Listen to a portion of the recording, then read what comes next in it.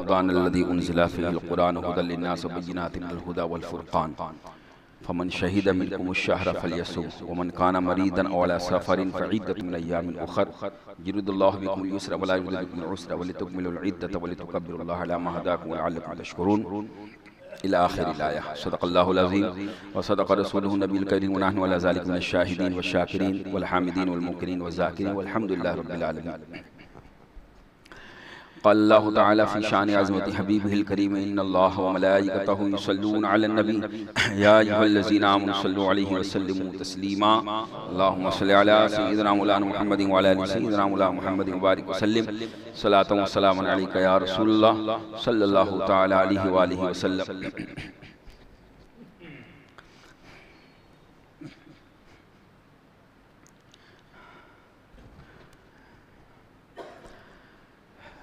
गुज़िश्ता जुमअतुल मुबारक को सूरतुल बक़रा की इन आयत करीमा की तिलावत करने का शरफ हासिल किया था। तो बात यहाँ तक पहुँची थी बिला किसी तमहीद के कि अल्लाह तबारक व तआला ने इरशाद फरमाया रमज़ान का वो महीना जिसमें कुरान नाजिल फरमाया, शहरु रमज़ानल्लज़ी उन्ज़िला फ़ीहिल क़ुरआन। और वो कुरान में क्या है? हुदल लिन्नास, ये कुरान सारे इंसानों के लिए हिदायत है।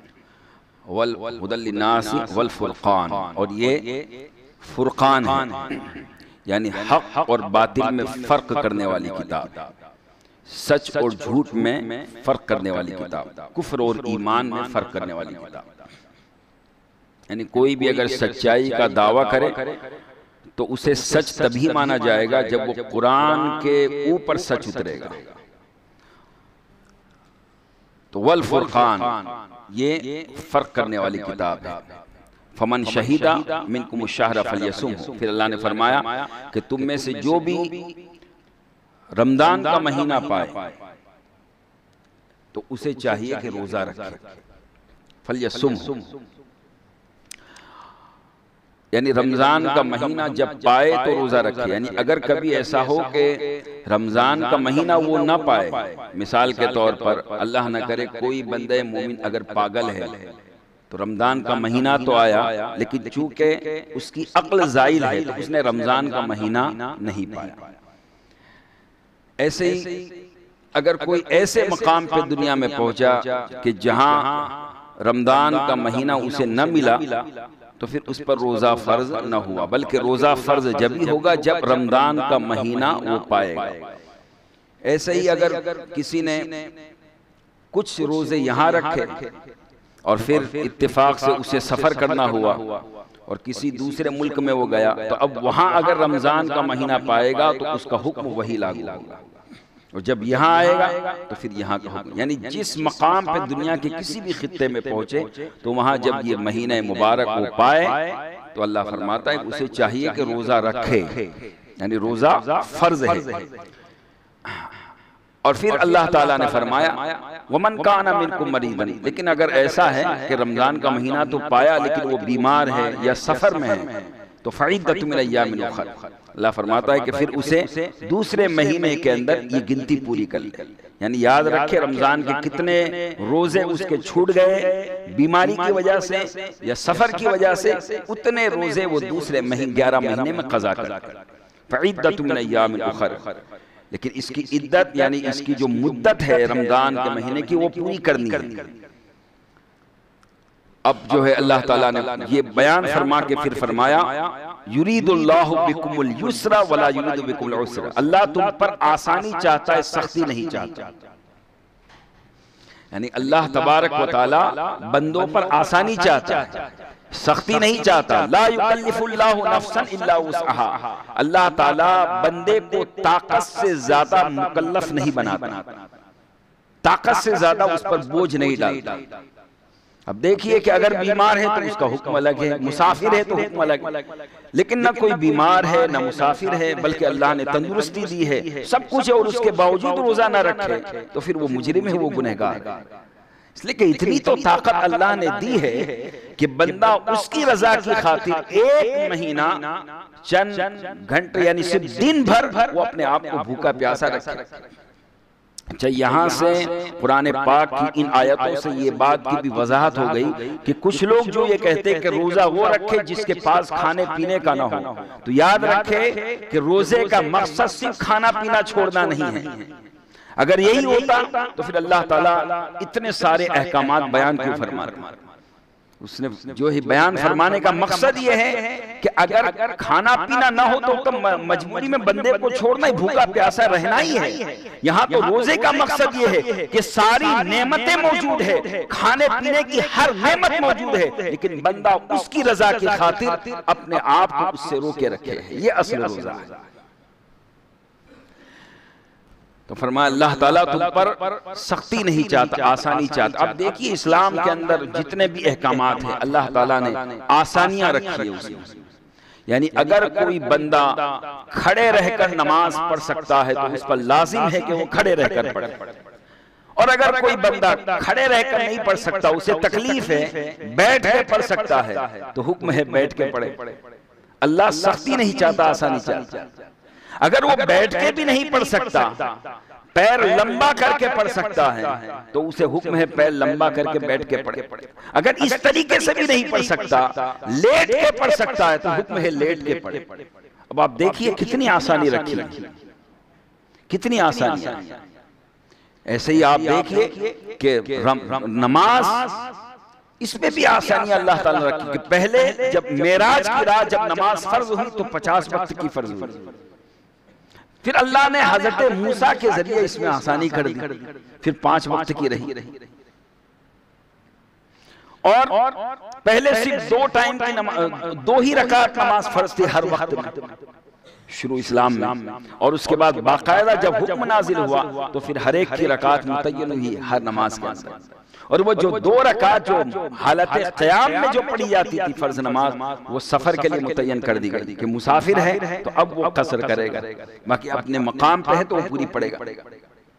ऐसे कई तब्दीलियां, कई आसानियां अहकाम इस्लाम में खुद अल्लाह ताला ने नाजिल फरमाई नबी पाक सल्लल्लाहु अलैहि वसल्लम के जरिए। ऐसे ही रोजे के अंदर, रोजे में जब पहले रोजा फर्ज हुआ तो हुक्म ये था कि इफ्तारी करने के बाद ईशा से पहले या ईशा के बाद आप सो गए तो अब जो है दूसरे दिन तक आप कुछ खा पी नहीं सकते, और न जो है जायज लज्जत पूरी कर सकते हैं। ऐसे एक सहाबी थे जो दिन भर थके हारे थे, रोजा रखा था, आए और इफ्तारी का वक्त हुआ, और वक्त इफ्तार और जो है बीवी से कहा रोटी तैयार कर। अब वो रोटी तैयार करने लगी। अब ये थके थे दिन भर के, मशक्कत उठा के आए थे, दिन भर का रोजा था, लेट गए, आंख लग गई, सो गए। अब जब आंख खुली तो हुक्म ये था कि रात को खा नहीं सकते। अब ऐसे ही दूसरे दिन पूरा रोजा रखा तो निढाल हो गए, कमजोर हो गए। ऐसे ही बात सहाबा किराम से रात में ये मामला हो गया कि अपनी बीवी से हम मुबाशिरत कर ली। अब उस वक्त मना था, अब वो आपस में जो है ये करने के बाद फिर अब वो सोचने लगे कि आखिर ये तो हमसे बड़ी खयानत हो गई। अब हुजूर की बारगाह में आए, अर्ज किया या रसूलल्लाह ऐसा ऐसा हो गया। हुजूर ने फरमाया तो बड़ा गलत काम हुआ, ये सही ना हुआ, कुर्बान जाए। युरीदुल्लाहु बिकुमुल युस्र, ये सारे वाकयात हुए। अब देखिए कि यहां से ये भी पता चला कि कुछ गलतियां बज़ाहिर उन बड़ों की थी कि उनसे हो गई, लेकिन वो कयामत तक सारी उम्मत के लिए फायदा होगा कि उनसे वो एक मर्तबा हुआ। अल्लाह ने कुरान में आयत नाजिल फरमाई और फरमाया युरीदुल्लाहु बिकुमुल युस्र वला युरीदु बिकुमुल उस्र, अल्लाह तुम पर आसानी चाहता है, सख्ती नहीं चाहता।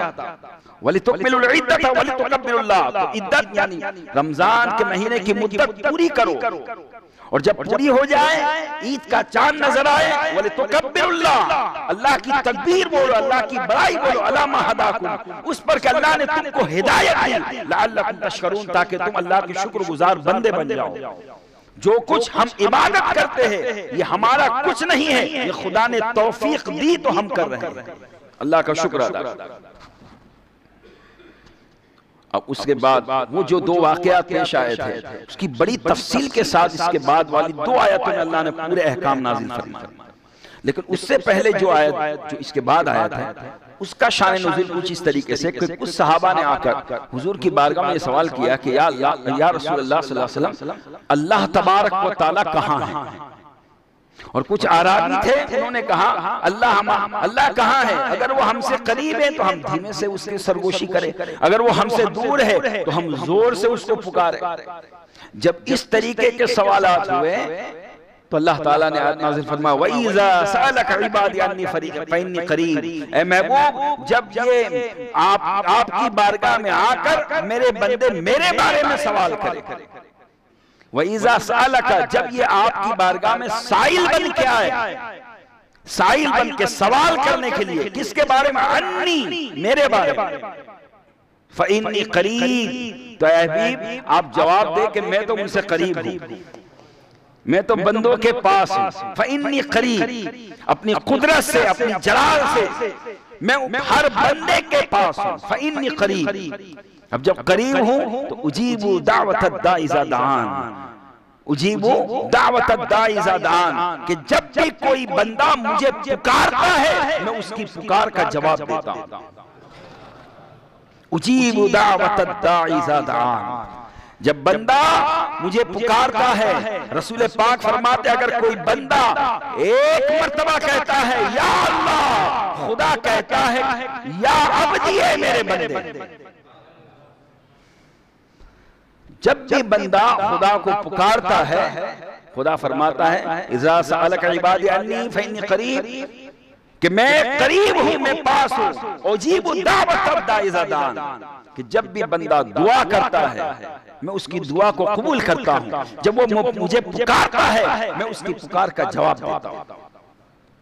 और यहां से ये भी मुफस्सिर ने फरमाया कि बंदे की दुआ कभी रद्द नहीं होती, बंदे की दुआ रायगा नहीं जाती, दुआ कबूल होती है। कभी ये होता है कि बंदा जो मांगता है दुआ में वो उसके हक में बेहतर नहीं होता, अल्लाह उससे बेहतर उसे नेमुल बदल अता फरमाता है। और कभी ऐसा होता है कि दुनिया में उसकी दुआ जो वो मांगता है वो न वो नेमत मिलती है न उसका नेमुल बदल मिलता है, और उसी हालत में वो दुनिया से चला जाता है, तो वो बंदा मोमिन फिर भी मायूस न हो, क़यामत में वो दुआ उसको सवाब के तौर पर जखीरा बन के मिलेगा। यानी दुआ कभी रायगा नहीं जा, मोमिन की दुआ कभी बेकार नहीं जाती। इसलिए औलिया अल्लाह फरमाते कि दुआ मांगा करो, खुदा से मांगा करो, खुदा की बारगाह में गिरिया वजारी करो, अल्लाह इसमें कोता, इसमें कंजूसी ना करो, खुदा से मांगने में कंजूसी न करो, दूसरे से मांगने में कंजूसी करो, बल्कि खुदा की बारगाह में जब आओ तो खुदा की बारगाह में दिल से उसकी बारगाह में मांगो, इसलिए कि उसका वादा है उजीबु दावत दाई इज़ा दान, जब बंदा मुझसे दुआ करता है मैं उसकी दुआ को कबूल करता हूं। फिर अल्लाह ने फरमाया फलयस्तजीबू ली वलयुमिनु बी, अब जब मैं खालिक होकर मालिक होकर बंदे मैं तेरे सवाल को पूरा करता हूं, तेरी दुआ को कबूल करता हूं, फलयस्तजीबू ली, तो चाहिए कि तू भी मेरी बातों को मान, फलयस्तजीबू ली, मेरी फरमा बरदारी कर, मुझे याद रख, मेरी नाफरमानी न कर, फलयस्तजीबू ली, मेरी बातों को, मेरे अहकाम को कबूल कर। अब आज गौर करें कि इस पर हम कितना अमल करते हैं, कितना हम खुदा के अहकाम को कबूल करते हैं।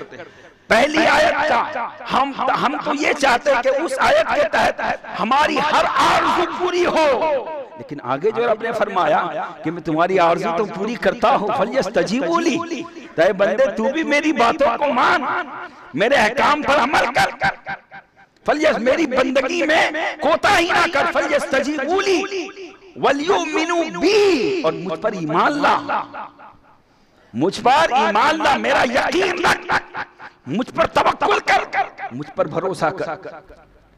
आज इस पर हम कितने खरे उतरते, कितनी बात मानते हैं, कितने खुदा पे तवक्कुल है, ये हम में से हर एक अपने अपने गरेबान में मुंह डाल के देखे कि हम कितना खुदा पर ईमान लाते हैं, कितना तवक्कुल है।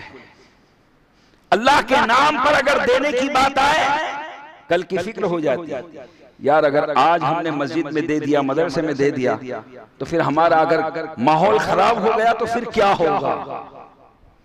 यानी जब ये बात आए जब खुदा के नाम पर, खुदा के रास्ते में देने की, तो उस वक्त फिक्र हो जाती है कि क्या होगा। क्यों? इसलिए कि फल्यस्तजीबू ली वलयुमिनू बी। अल्लाह फरमाता है मेरी बातों को मान और मुझ पर ईमान ला, मेरी तरफ ध्यान रख, मुझ पर तवक्कुल कर। खुदा का तवक्कुल चला गया, भरोसा चला गया।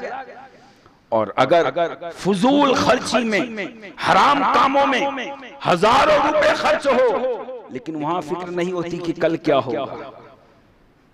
लेकिन दीन के काम में अगर देना पड़े तो यार, अगर दे दिया हमने, अगर 1000 रुपए हमने मस्जिद में दे दिए, तो कल को अगर जरूरत पेश आई तो हम क्या करेंगे? अगर हमने दीन के नाम पर दे दिए तो कल हम क्या करेंगे? याद रखें, अल्लाह पे तवक्कुल और नबी पाक पर एतमाद, कि मेरे आका का वो फरमान याद रखे कि मेरा आका ने फरमाया कि जब बंदे मोमिन अल्लाह के नाम पर सदका करता है, अल्लाह के नाम पर सदका करता है, अल्लाह के नाम पर देता है, तो आने वाली बलाएं और आफतें अल्लाह उससे दूर फरमा देता है।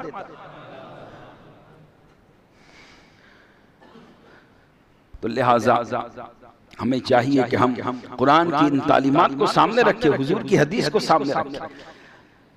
मुसलमान तो वही है कि जो दुनिया के असबाब पर एतमाद इतना न करे, सबसे ज्यादा एतमाद अल्लाह पर और उसके नबी पर। ठीक है, असबाब का इस्तेमाल करना इस्लाम में जायज है, लेकिन एक है इस्तेमाल करना और एक है उस पर एतमाद करना, भरोसा करना। एतमाद असबाब पर न होगा, एतमाद वसाइल पर न होगा, वसाइल जमा करे, एतमाद और तवक्कुल अल्लाह व रसूल पर हो। ये तालीम है इस्लाम। फतवक्कल अलल्लाह, अल्लाह पर तवक्कुल करो। आप देखिए सहाबा किराम की जिंदगी, मैदान बद्र के अंदर अपने असबाब और अपने माश पर उन्हें एतमाद न था, बल्कि उन्हें एतमाद और तवक्कुल था, अल्लाह पर तवक्कुल था, नबी पर एतमाद था। उन्हें अपने किसी दुनियावी साजो सामान पर एतमाद न था। तब तो भूखे प्यासे रहकर भी वो खुदा व रसूल के नाम पर कूद पड़ते थे हर मैदान। अरे दश्त तो दश्त दरिया भी न छोड़े हमने, बहरे जुल्मात में दौड़ा दिए घोड़े हमने। वो शान थी ईमान वालों की, वो शान थी आशिक़ रसूल की, क्योंकि उनका अमल इस पर था कि फ़इन्नी क़रीब, वो जानते थे खुदा हमारे करीब है। उजीबु दावत दाई इज़ा दान, उनका यकीन था हम जो अर्ज करते हैं खुदा हमारी अर्ज को सुनता है, कबूल करता है। फल्यस्तजीबू ली, जब वो सुन रहा है, वो माबूद होकर, वो खालिक होकर, वो मालिक होकर, वो बेनियाज होकर जब हमारा इतना ख्याल रखता है, तो हम तो बंदे हैं। तो फल्यस्तजीबू ली, हमें भी चाहिए कि हम उसकी हर बात को कबूल करें। वलयुमिनू बी, और उस पर ईमान लाए, उस पर ईमान लाए। लअल्लहुम यरशदून, ताकि रुश्द व हिदायत पा जाए, ताकि बंदे रुश्द व हिदायत पाए। यानी अगर बंदा खुदा की बातों को मानता है, खुदा पर ईमान लाता है, तो उससे फायदा लअल्लहुम यरशदून बंदे ही को है, फायदा बंदे ही को है। खुदा को क्या फायदा? खुदा को क्या फायदा? खुदा तो बेनियाज है, खुदा बेनियाज है, अल्लाह बेनियाज है। अल्लाह तबारक व तआला ने नफा नुकसान को पैदा फरमाया और नफा नुकसान को पैदा फरमाकर बंदों को आगाह फरमाया कि इसमें नफा है, इसमें नुकसान है। अब बंदा अगर नफा को छोड़ दे, नुकसान की तरफ जाए, तो इसमें कसूर तो खुद बंदे का है। भाई आप देखिए, नफा नुकसान की एक मिसाल दे दूं। मिसाल के तौर पर अगर आपसे कहा जाए कि आप बिजनेस करते हैं, आप कोई धंधा करते हैं, अगर आप फला मुकाम पे इतने बजे चले जाए तो आपको 70% 70% ज्यादा नफा होगा, तो फिर क्या करेंगे आप? वक्त मुकर्ररा पर हर एक पहुंच जाएगा कि यार 70% नफा मिल रहा है, इस वक्त वहां पहुंच जाएगा। और हर एक आगे बढ़ने, ऐसा नहीं कि यार चलो माल तो यहाँ भी बिक जाएगा लेकिन यहाँ कम नफा मिलेगा, वहां ज्यादा नफा मिलेगा। तो जहां ज्यादा नफा मिलेगा वहां बंदा पहुंचने की कोशिश। ऐसे अगर किसी जगह नौकरी करता है, अगर उसकी सैलरी कम है और अगर कोई दूसरी जगह 1000 2000 ज्यादा बढ़ के मिले तो वो ये नौकरी छोड़ देगा और दूसरी जगह चले। ये फितरी बात है, जरूरत है। अब ये चला गया वहां, क्यों? इसलिए कि वहां ज्यादा उसे फायदा है। यानी बंदे की फितरत में है कि दुनियावी मामलात में जहां ज्यादा नफा होता है वहां वो पहुंचने की कोशिश करता है और वहां वो अपना माले तिजारत खपाता है और अपनी मेहनत को लगाता है ताकि उसे ज्यादा नफा मिले। दोस्तों, ये दुनिया का नफा है, लेकिन ये रमजान मुबारक में खुदा की रहमतें पुकारती है कि मेरे बंदे, आज अगर तू इस दुनिया में रमजान मुबारक के अंदर एक नेकी करेगा तो मैं तुझे 70 गुना सवाब अता करूंगा। तो अब बंदे को चाहिए कि अब यूं तो 11 महीने नमाज की पाबंदी करनी है, लेकिन इस महीने में तो बढ़ चढ़ के पाबंदी करनी है। ये तो पूरा साल हमें अल्लाह रसूल की फरमाबरदारी करनी है, लेकिन इस महीने में तो बढ़ चढ़ के अल्लाह रसूल की फरमाबरदारी, इसलिए कि हर चीज में नफा ज्यादा है, हर चीज में नफा ज्यादा है। मस्जिद में आपको पूरा महीना पूरा साल देना है, लेकिन इस महीने में अगर आप देंगे तो 70 गुना ज्यादा सवाब मिल रहा है। और सिर्फ 70 ही नहीं, 70 ही नहीं बल्कि मैं 12 अर्ज करता हूं कि कुरान पाक गवाह है कि अल्लाह फरमाता है वल्लाहु युदाइफु लिमन यशा, बंदे की जैसी नियत होती है अल्लाह फिर उसमें इजाफा फरमाता है, उसको बढ़ा देता है। तो अक्लमंदी ये है कि बंदा जहां दुनिया के मामले में फायदे तलाश करता है, मैं ये नहीं कहता कि वो गलत है, वहां भी फायदे तलाश करे, ऐसे ही आखिरत के मामले में भी फायदा तलाश करे। आप अकेले नमाज पढ़ेंगे, फर्ज नमाज आपकी नमाज हो जाएगी, लेकिन आप जमात से नमाज पढ़ेंगे 27 गुना ज्यादा सवाब मिलेगा, नफा बढ़ गया। तब क्यों छोड़ते हो भाई? ठीक है 2 साल तक माहौल ऐसा था तो फतवा था कि घर पे, अब तो अल्हम्दुलिल्लाह अब तो माहौल खुला हुआ, अब तो ऐसा कुछ है ही नहीं। 2 साल तक ना आपको इतना जोर दिया गया कि भाई मस्जिद में आओ, मस्जिद में दो, क्योंकि 2 साल तक माहौल ही ऐसा था। लेकिन अल्हम्दुलिल्लाह अल्लाह का करम है, अल्लाह का फजल है, नबी पाक सल्लल्लाहु अलैहि वसल्लम की रहमत का सदका है। अब तो सारे मामलात खत्म हो गए, अब तो हमें जो है सुस्ती से निकल आना चाहिए, अब तो हमें बुख्ल से निकल आना चाहिए। अब तो हमें ये नहीं कि जानबूझ के जमात छोड़े, जानबूझ के तरावी छोड़े, अल्लाह के नाम पर देने की बात आए तो वही रोना जो 2 साल तक रोते रहे। तो याद रखे फलयस्तजीबू ली वलयुमिनू बी, अल्लाह फरमाता है भाई मुझ पर जब ईमान लाए हो तो मुझ पर तवक्कुल करो, मेरी बात को मानो। फलयस्तजीबू ली वलयुमिनू बी। और याद रखे हम तो दरमियान में सिर्फ वास्ता है, हम तो वही बात बताते हैं जो कुरान में अल्लाह फरमाता है। और यकीनन हम में से हर एक का ईमान अल्लाह के कलाम पर है, अल्लाह के कलाम, यहां तक के हमारा ईमान ये है कि सबसे ज्यादा हमें यकीन और सबसे ज्यादा हमें जो एतमाद है वो कुरान पर है। इसलिए कि कुरान जो है ये अल्लाह का कलाम भी है और नबी का मोजिज़ा भी, यानी इस कुरान को दोनों ताल्लुक है, खुदा से भी नबी से भी। तब इसके जो अहकाम हैं वो अहकाम पर अमल करने से यकीनन हमें वही समरा मिलेगा जो कुरान में अल्लाह ने बयान फरमाया। अब हालात कैसे भी हो, दुनिया किधर भी जाए, कुरान पुकार रहा है बंदों को, वइज़ा सअलका इबादी अन्नी फइन्नी करीब। बंदो कहां भाग रहे हो, कहां जा रहे हो? आओ मैं तुम्हारे करीब हूं, मेरी कुर्बत को याद रखो, कुर्बत का ख्याल रखो। उजीबु दावत दाई इज़ा दान, और जब तुम मुझे पुकारोगे मैं तुम्हारी पुकार का जवाब दूंगा, मुझसे दुआ करोगे मैं दुआ कबूल करूंगा। फलयस्तजीबू ली। अब जब मैं तुम्हारी बात को सुनता हूं तो तुम मेरी बात को सुनो, वल्युमिनु बी, और मुझ पर ईमान लाओ, लअल्लहुम यरशुदून, ताकि तुम रुश्द व हिदायत पा जाओ। ये बयान करने के बाद अब अल्लाह ताला ने वही युरीदुल्लाहु बिकुम उहिल्ला लकुम लैलतस सियामि रफ़सु इला निसाइकुम, कि रात में अपनी बीवियों से मुजामिआत करना तुम्हारे लिए हलाल कर दिया। उहिल्ला लकुम लैलतस सियामि रफ़सु इला निसाइकुम हुन्ना लिबासुल लकुम अंतुम लिबासुल लहुन्ना। अल्लाह फरमाता है तुम्हारी मनकूहा बीवियां तुम्हारा लिबास है और तुम उनका लिबास। सुभान अल्लाह, कुरान की बोली तो आप समाज फरमाएं, हुन्ना लिबासुल लकुम व अंतुम लिबासुल लहुन्ना, यानी ये जो दो एतमाद का जो रिश्ता है उसको कितने खूबसूरत अंदाज में अल्लाह ने बयान फरमाया कि बीवी मियाँ का लिबास है और मियाँ बीवी का लिबास है। और लिबास क्या होता है? लिबास का काम क्या है? लिबास सतर करता है, लिबास ऐबों को छुपाता है, लिबास करीब रहता है। तो अल्लाह ने फरमाया कि तुम एक दूसरे के ऐब पोशी करते हो, एक दूसरे को गुनाह से बचाते हो। हुन्ना लिबासुल लकुम अंतुम लिबासुल लहुन्ना।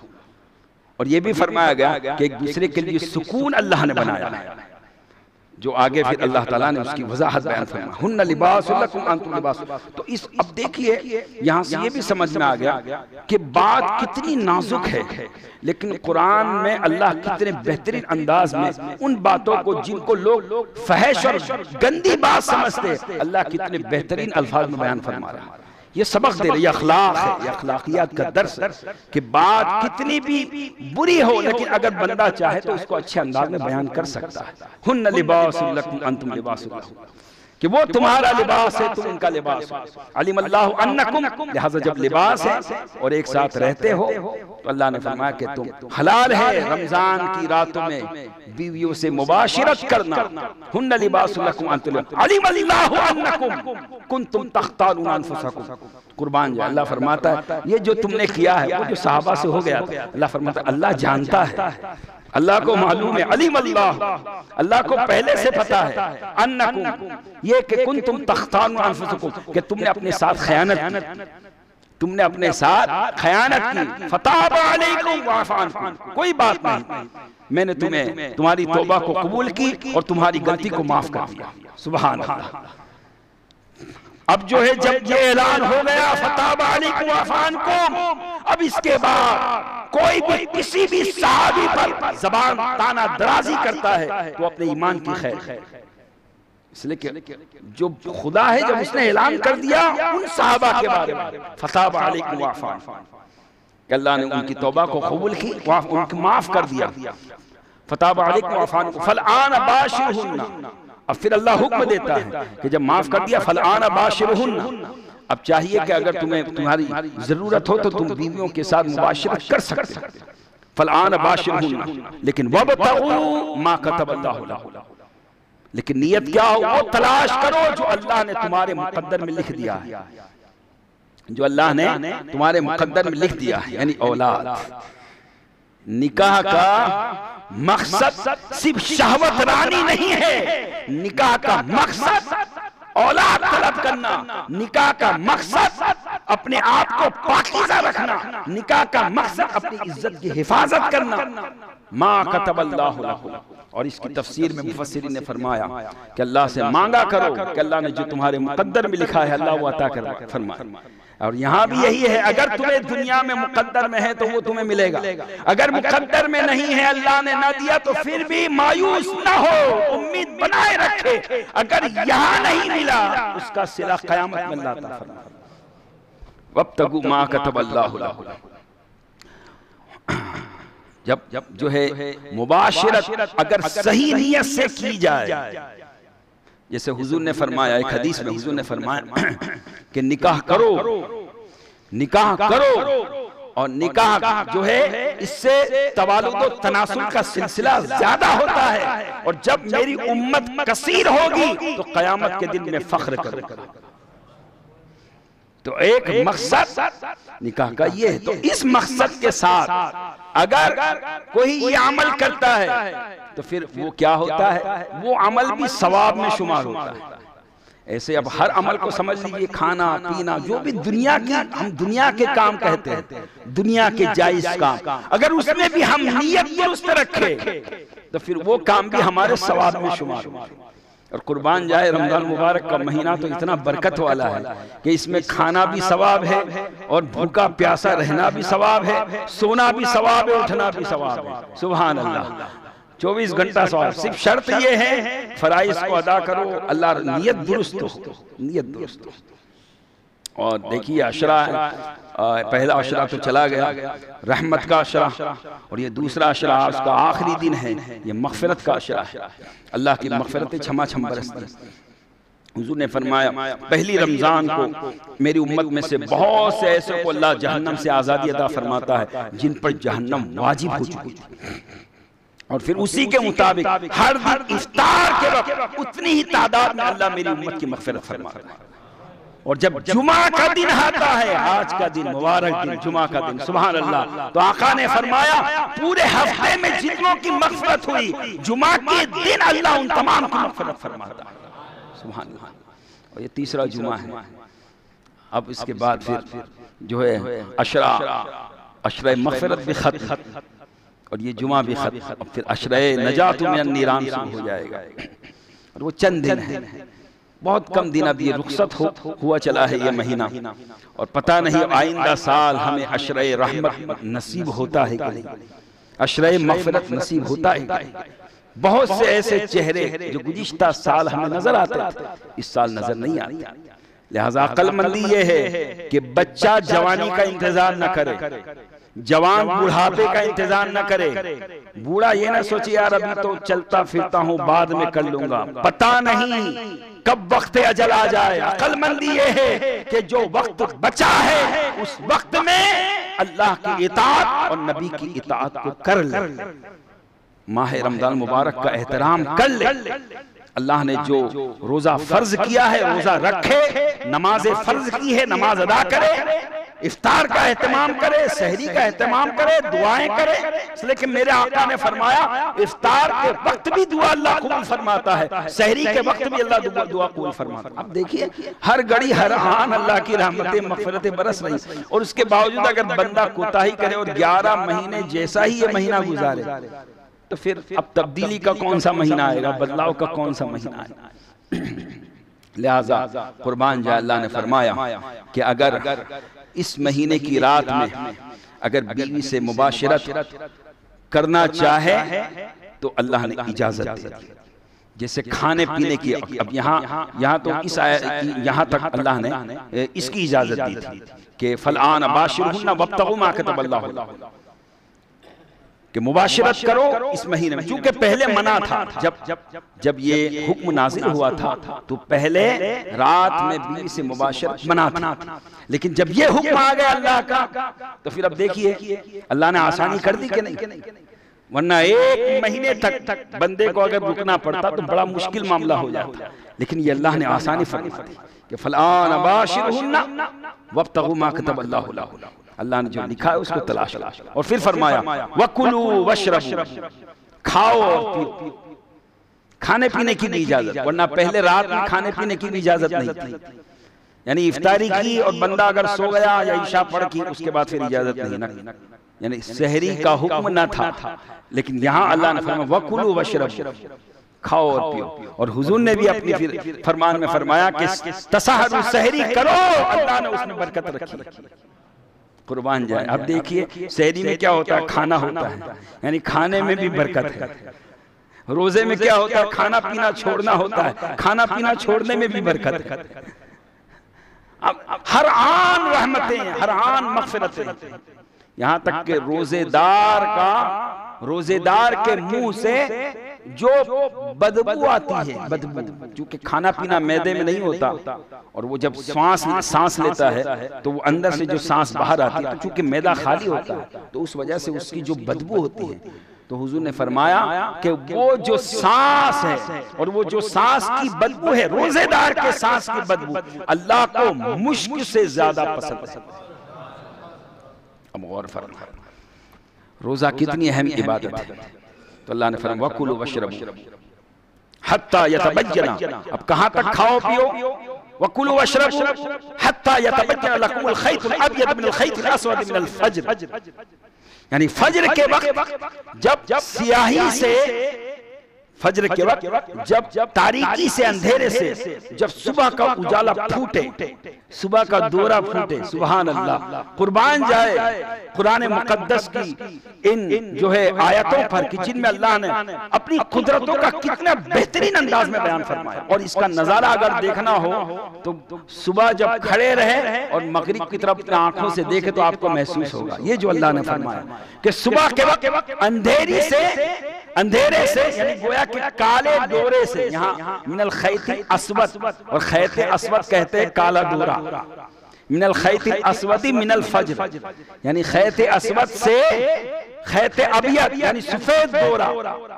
यानी तारीकी से जो रोशनी फूटती है मिनल फज्र, फज्र की वजह से वहां तक खाओ, यानी जिसे हम बोलते हैं सहरी का वक्त खत्म हो गया, सुबह शादी का। अच्छा, इससे ये जो ताल्लुक है ये अजान से नहीं है, ये फजर की अजान से नहीं, ये भी ज़हन में रखें। फजर की अजान इस वक्त के होने के 5-10 मिनट बाद फिर होती है, और ये जो वक्त है सुबह सादिक का आने का वक्त, मिनल खैतिल अस्वदी मिनल फज्र, ये जो वक्त है, इस वक्त के आते ही बंदे को खाना पीना छोड़ देना है, रोजा शुरू हो गया। वकुलू वशरबू हत्ता यतबय्यना लकुमुल खैतुल अब्यदु मिनल खैतिल अस्वदी मिनल फज्र, अब कहां तक, तो सुम्मा अतिम्मुस सियाम इलल लैल, फिर बंदे रोजे को पूरा कर रात के आने तक, रात के आने तक। रात का आना कब होता है, जैसे ही सूरज डूबता है रात शुरू हो गई, मगरिब के वक्त जैसे। अब वहां भी मामला अजान, कुछ लोग समझते हैं कि मगरिब की अजान हो तो इफ्तारी हो, ये जहन में रखें, मगरिब की अजान का ताल्लुक इफ्तार से नहीं है, वक्त का ताल्लुक इफ्तार से है। अगर किसी जगह अजान लेट हो और वक्त हो गया तो हुक्म यह है कि इफ्तार कर ले वक्त के मुताबिक, इसलिए कि जैसे ही रात शुरू हो वैसे ही रोजा खत्म। और रात शुरू कैसे होती है, जैसे ही सूरज गुरूब हुआ, सूरज डूबा, रात शुरू हो गई। और आका का वो फरमान याद रखें कि मेरे आका ने फरमाया कि इफ्तार में जल्दी करो और सहरी में आराम से करो। अब देखिए हुजूर का वो फरमान, अब उसमें जल्दी का मतलब ये भी नहीं है कि सूरज डूबे ने उससे पहले ही कर दिया, यहाँ जल्दी का मतलब ये कि इतना लेट ना करो इफ्तारी में कि बिल्कुल तारे निकल आए, जैसे अहले तशय्युअ हजरात करते हैं, उनके यहाँ काफी लेट इफ्तार होता है। लेकिन हुजूर का फरमान कि इफ्तार में जल्दी करो, यानी जैसे ही सूरज गुरूब हो वैसे इफ्तार करो। सुम्मा अतिम्मुस सियाम इलल लैल, फिर अल्लाह ताला ने वला तुबाशिरुहुन्ना व अंतुम आकिफून फिल मसाजिद, फिर वहाँ एक दूसरा मसला बयान फरमाया, क्योंकि उस वक्त जैसे रोजेदार रात को खा पी नहीं सकता था, बीवी से मुबाशरत नहीं कर सकता था, लेकिन उसको हलाल कर दिया अल्लाह ने आयतों के जरिया। तो उस वक्त शुरू में जब एतिकाफ में बैठते थे, जैसे आज इत्तेफाक से एतिकाफ में बैठेंगे, उसकी भी बड़ी फजीलत है कि जो है सुन्नत मौक़दा अलल किफ़ाया है कि अगर शहर में से चंद लोगों ने भी एतिकाफ कर लिया तो सब बरी जिम्मा होगा, लेकिन अगर किसी ने भी नहीं किया तो सबकी पकड़ होगी। और बेशुमार इसके फजाइल हैं, और एतिकाफ में बैठने का मकसद भी यही है कि अल्लाह की रजा को तलाश कर, कोई दूसरा मकसद ना हो। खुदा की बारगाह में बैठे तो नियत ये रखे कि खुदा तेरी बारगाह में हम 10 दिन बिस्तर जमा के बैठ जाएंगे और हम तुझी से मग़फ़िरत भी लेंगे, रहमत भी लेंगे, सारी नेमतें लेंगे। ये मकसद, दूसरा और कोई मकसद ना हो। तो अल मुख्तसर पे उस वक्त शुरू में एतिकाफ, हालत एतिकाफ में भी घर पे जाना जायज़ था और अपनी जरूरत पूरी करके फिर आ जाते थे। तो इसलिए अल्लाह ने फिर वला तुबाशिरुहुन्ना के मुबाशरत नहीं कर सकते, वांतुम आकिफून फिल मसाजिद, अगर तुमने मस्जिद में एतिकाफ किया है तो तुम अब जितने दिन एतिकाफ में बैठे हो अपने घर जाकर अपनी जायज जरूरत पूरी नहीं कर सकते। ये भी एक पाबंदी में आ गया। और ये एक तरह से रोजे के साथ इसका ताल्लुक है कि जब भी एतिकाफ होगा तो रोजा साथ में होगा, बगैर रोजे के एतिकाफ नहीं होता। सुन्नत मौक़दा ये जो एतिकाफ है और एक मन्नत का एतिकाफ, ये दोनों एतिकाफ के लिए रोजा शर्त है। अगर किसी ने एतिकाफ किया और रोजा नहीं रखा तो उसका एतिकाफ ही नहीं। हाँ, नफली एतिकाफ के लिए रोजा शर्त नहीं। और नफली एतिकाफ क्या है? आप जब भी मस्जिद में आए, नियत कर ले कि नियत की मैंने एतिकाफ। जब भी मस्जिद में आए, नियत की मैंने एतिकाफ। अब जितनी देर आप मस्जिद में रहेंगे आपको एतिकाफ का सवाब मिलता रहेगा। यह है नफली एतिकाफ। और इसकी नियत हमेशा करते रहे, क्योंकि जब ये नियत करते रहते हैं सवाब भी मिलता रहता है। और कभी ऐसा हुआ कि मस्जिद में अगर कोई ऐसी बात हो गई कि जो सिर्फ मोतकिफ कर सकता है, जैसे खाना पीना सोना, ये सिर्फ मोतकिफ कर सकता है, गैर मोतकिफ के लिए हराम है। तब अगर नफली एतिकाफ की नियत करके कुछ देर जिक्र अस्कार कर लिया और कुछ देर उसने इसके जिम्न में ये फायदा उठा लिया तो उसके लिए जायज हो जाएगा। लेकिन उसने एतिकाफ की नियत भी नहीं की, वो अपने समझो कि एक तरह से मुसाफिर खाना समझ रखा है या घर समझ रखा है, और इस तरीके से अगर वो मस्जिद का इस्तेमाल करता है तो वो सख्त गुनहगार है। इसलिए कि मस्जिद के आदाब के खिलाफ, मस्जिद अल्लाह का घर है और इसका आदब यह है कि जब तुम यहाँ आओ तो एतिकाफ की नियत करो, एतिकाफ की नियत को, ताकि अगर गाहे बगाए कोई ऐसा अमल हो जाए तो आपके लिए जायज हो जाए, पकड़ का बाइस न बने। दोस्तों, अल मुख्तसर, बातें तो बहुत है। ये जो अहकामात थे अल्लाह तबारक व तआला ने कुरान पाक में बयान फरमाए, और चूंकि आज फतेह मक्का है, आज वो मुकद्दस दिन है कि आज कुर्बान जाए रमजान मुबारक का महीना इतना मुकद्दस है कि इसी में कुरान भी उतरा है, और इसी महीने में बद्र का मैदान भी जो है मार्का हुआ है 17 रमजान को, और इसी माह रमजान मुबारक के 20 रमजान को मक्का मुअज़्ज़मा भी फतह हुआ। और कुर्बान जाए वो इतनी अजीमुश्शान फतह थी, इतनी अजीमुश्शान फतह कि कायनात में ऐसी फतह किसी भी शहर की नहीं हुई जैसी फतह मक्का की। दूसरे किसी भी शहर में जब हाकिम या बादशाह या कायद जब पहुंचते थे तो वहां कुछ न कुछ झड़पें जरूर होती थी, लेकिन कुर्बान जाए एक मक्का जब फतह हुआ तो वो हुजूर ऐसे तशरीफ ले गए और ऐसे शहर में दाखिल हुए कि आपने फरमाया, काफिर और मुशरिक ये समझ रहे थे कि आज तो हमसे बदला लिया जाएगा, लेकिन हुजूर ने फरमाया नहीं, अल यौम यौमुर रहमा, आज तो रहम करने का दिन है, आज तो माफ करने का दिन है। कुर्बान जाए दोस्तों, वरना इतने सालों तक जिन्होंने जुल्म सितम सहे हो, अपना वतन छोड़ा हो, 13 साल तक जुल्म सितम सहे, मदीना पाक में भी चैन से रहने नहीं दिया। अब जब वो फातिह शान से जब आएंगे तो क्या कुछ नहीं होगा, लेकिन कुर्बान जाए ये रहमतुल लिल आलमीन है, ये सारे आलम के लिए रहमत है। आपने फरमाया कि जो अपने घर का दरवाजा बंद कर ले उसके लिए अमान है, जो मक्के के अंदर हरम में आ जाए उसके लिए भी अमान है, जो अबू सुफियान के घर में चले जाए उसके लिए भी अमान है। सुभान अल्लाह, ये अमान का जो है पैगाम हुजूर ने आम फरमाया। और मक्का फतह हुआ, और आखिरी बात, मक्का जब फतह हुआ तो चूंकि मक्का अल्लाह का घर है और ये कायनात जब से बनी है, जब से अल्लाह का घर है, लेकिन बीच में कुछ ऐसे नाहंजार थे कि जिन्होंने उस अल्लाह के घर को शिर्क और बुत परस्ती से नापाक कर दिया था, कि वहां जहां अल्लाह के एक अल्लाह की इबादत, एक सच्चे खुदा की इबादत, वहां काबे के चारों तरफ 360 मूर्तियां रख दी गई थी। हर कबीले का बुत अलग, हर खानदान का बुत अलग, मूर्तियां अलग, कोई बारिश बरसाने वाला, कोई रोजी देने वाला, कोई ये करने वाला, कोई वो करने वाला, कोई इसको चढ़ावा चढ़ा रहा है, कोई इसको चढ़ावा चढ़ा रहा है। ये जहालत का आलम, शिर्क और बुत परस्ती का आलम। हुजूर ने जब मक्का फतह फरमाया तो आपने सबसे पहले मक्का में दाखिल हुए और जितने झूठे माबूदाने बातिल थे उन सबको निकाल निकाल के बाहर फेंका,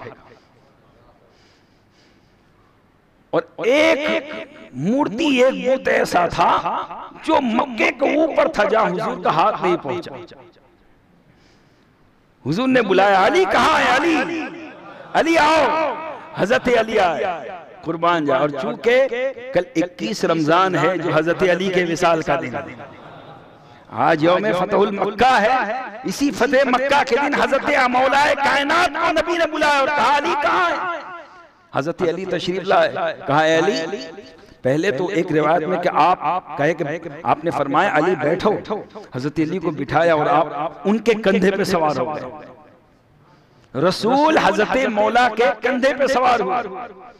अब हजरत मौलाए कायनात जो है वो कुछ लड़खड़ाने लगे, नबूवत का बार बर्दाश्त न हुआ।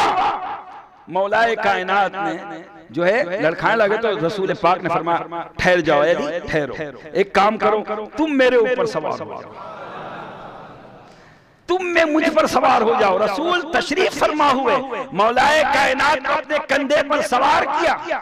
गोया के नबूवत के ताजदार ने विलायत के ताजदार को अपने कंधे पर सवार करके बुलंद किया, इतना बुलंद किया, इतना बुलंद किया कि उस अली को कोई नीचा नहीं कर सकता। वो अली फतेह मक्का के दिन भी सर बुलंद थे। जब आप जो है मैदान कारजार में आए वहां भी सर बुलंद रहे।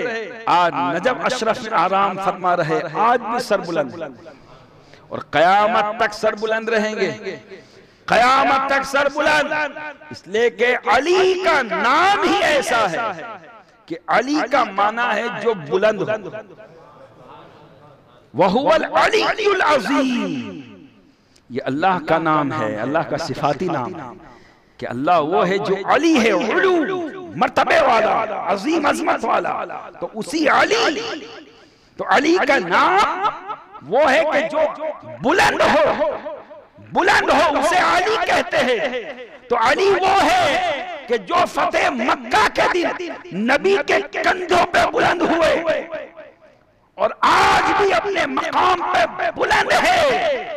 और जो उस अली से अपनी सच्ची निस्बत कर लेता है उस बंदे को भी वो अली सरबुलंदी अता फरमाते हैं। वली होता ही वो है जो अली से निस्बत रखे। जो अली से निस्बत न रखे वो सब कुछ हो सकता है, वली नहीं हो सकता, वली नहीं हो सकता। का ये कैसे? ये नबी का फरमान है। मेरे आका ने फरमाया अली तू हर मोमिन का वली, हर मोमिन का वली है। और ए अली तुझसे मोहब्बत जो रखेगा वही मोमिन होगा और तुझसे जो दुश्मनी रखेगा वो मुनाफिक होगा, तुझसे जो बुग़्ज़ रखेगा वो मुनाफिक होगा। तो अल्हम्दुलिल्लाह हम अली से मोहब्बत करने वाले, अली के चाहने वाले, अली के नाम लेवा है। हमारा अकीदा है और हमारा मानना है कि अली अली है, अली का नाम भी अली है, अली की जात भी अली है, अली का चेहरा भी अली है, अली की सीरत भी अली है, अली की सिफात भी अली है।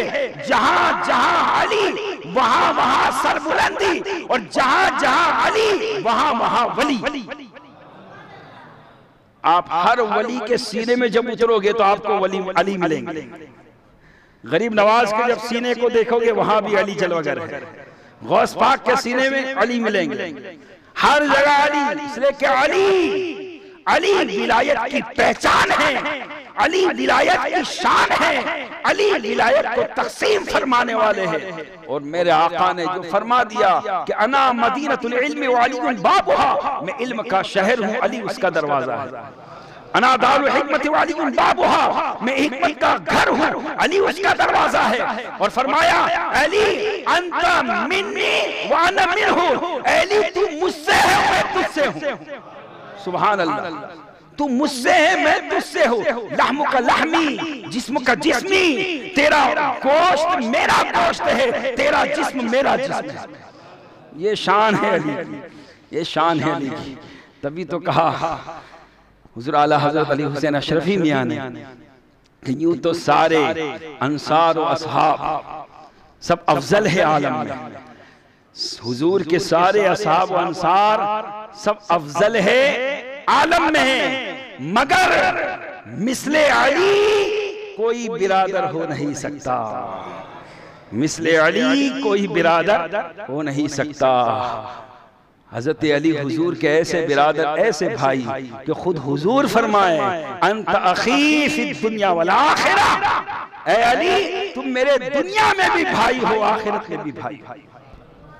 तो दोस्तों वो अली से मोहब्बत रखे और उस अली से ताल्लुक अपना मोहब्बत का मजबूत रखे और ये जहन में रखे अली ने इन तमाम चीजों से मोहब्बत की है जो कुरान में बातें आई।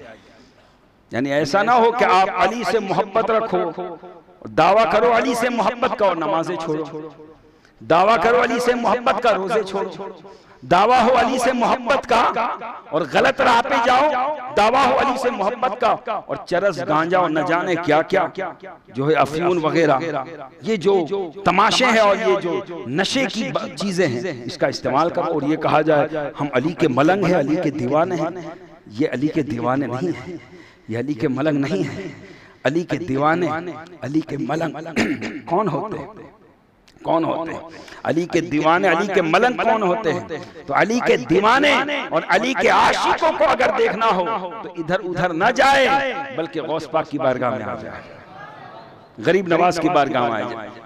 ये दो बुजुर्ग है हमारे दीन की हक्कानियत के दोनों शाहिद है, मोइनुद्दीन अजमेरी, मोहिउद्दीन जिलानी।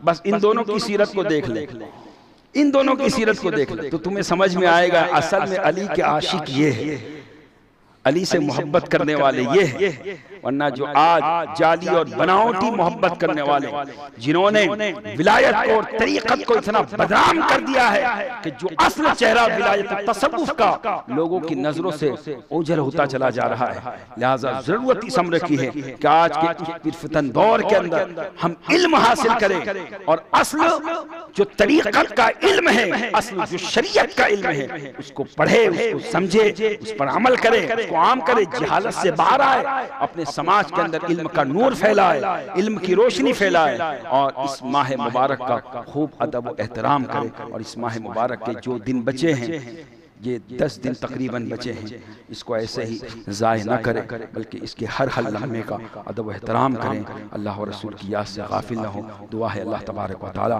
हम सबको इस माह मुबारक की बरकतों से, रहमतों से, मग़फ़िरतों से और नेमतों से खूब खूब माला माल फरमाए। और अल्लाह